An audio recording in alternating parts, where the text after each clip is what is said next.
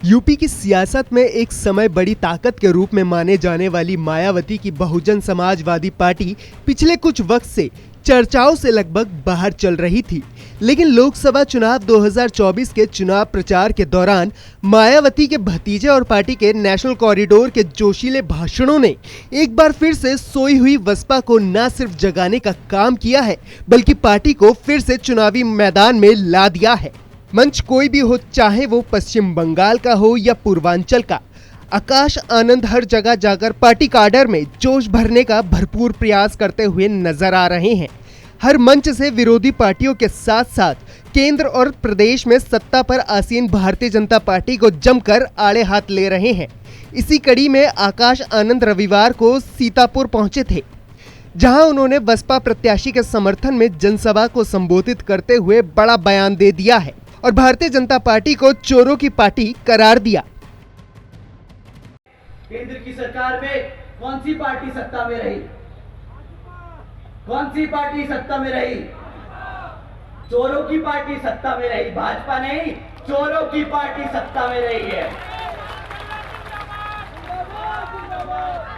तो साथियों, इन चोरों से पूछना पिछले 10 साल में तुमने हमारे समाज के लिए क्या किया। साथियों, पूछना, अब इनसे जाति और धर्म के आधार पे सवाल नहीं करना।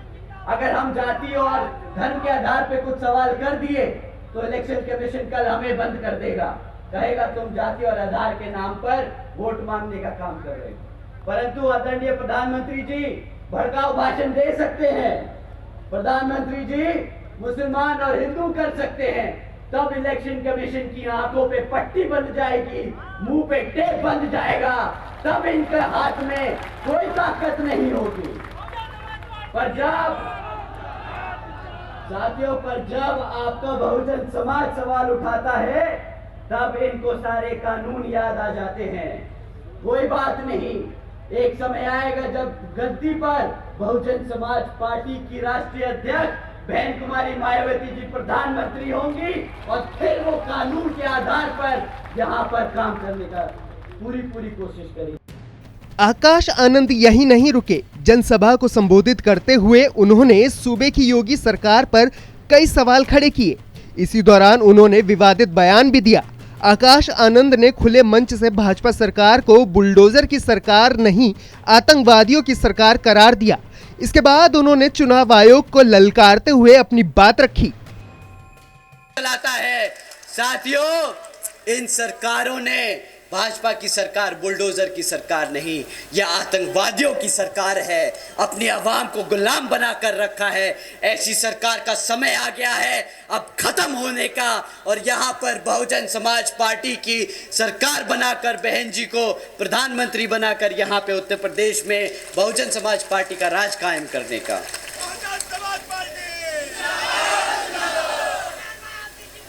साथियों, अगर हमारी बात थोड़ी ज़्यादा छुप गई हो और इलेक्शन कमीशन को लगे कि हमें तालिबान नहीं बोलना चाहिए था या भाजपा को आतंकवादी नहीं बोलना चाहिए था, तो हम उनसे दरख्वास्त करेंगे कि यहाँ उतर के आके देखें और गांव-गांव में घूमें और पता करें कि यहाँ के जो बहन बेटियाँ हैं, जो हमारे युवा हैं, वो किस हालत में जी रहे हैं। वो खुद समझ जाएंगे कि जो हमने कहा वो गलत नहीं, वो सत्य है, वो सच है, वो हमारी आवाम आज जी रही है। साथियों, रोजगार पर एक और टिप्पणी करी थी आदरणीय प्रधानमंत्री जी ने। उन्होंने कहा था कि भाई सरकारी नौकरियां नहीं है तो क्या हुआ, सरकारी नौकरियां नहीं है तो क्या हुआ, भाई पकोड़े तो तल रहा है ना, वो भी तो रोजगार है। अब आप ही बताइए, इतनी पढ़ाई लिखाई कराकर अपने बच्चे को आप पकोड़ा तलवाएंगे क्या? बहुजन समाज पढ़ा लिखा समाज है, वो पकोड़े तलने के लिए नहीं पैदा हुआ है। वो यहाँ अपने भारत की संविधान के आधार पर चलकर अपने भारत को आगे बढ़ाने का काम करेगा। बहुजन समाज पहला समाज। उत्तर प्रदेश के चुनावी मैदान में मायावती के भतीजे और बहुजन समाजवादी पार्टी के नेशनल कोऑर्डिनेटर आकाश आनंद का एक अलग अंदाज देखने को मिल रहा है। वो चुनाव प्रचार के दौरान अपने अलग अलग बयानों से चर्चा में बने हुए हैं। हर क्षेत्र में, हर मंच से वो भाजपा सरकार पर जोरदार तरीके से हमलावर हैं।